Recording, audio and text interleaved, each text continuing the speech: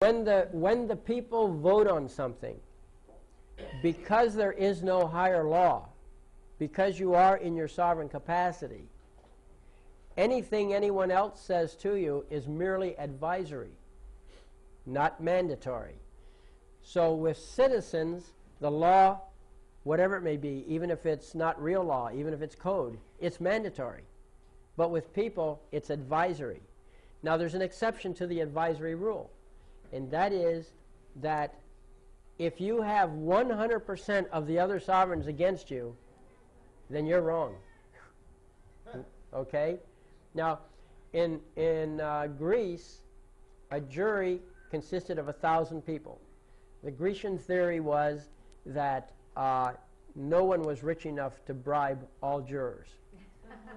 Okay? That was actually their premise.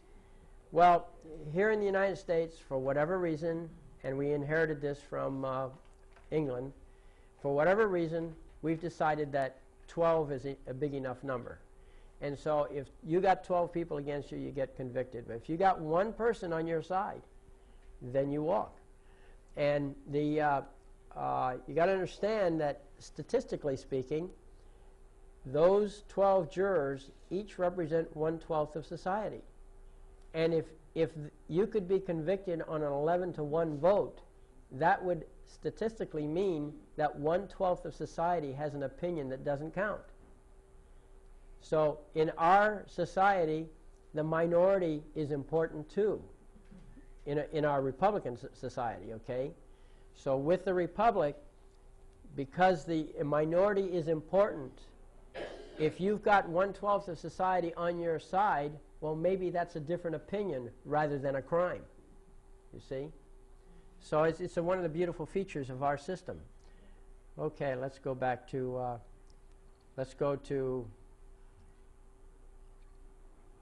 back to sovereignty here. Okay, so here's one that I like. I think this pretty well says it right here. In the Bagley-Keene Act, which is the California Government Code, Section 11120, and in the Brown Act, which is Section 54950, and all of this stuff is going to be on the disc that I'll mail to you.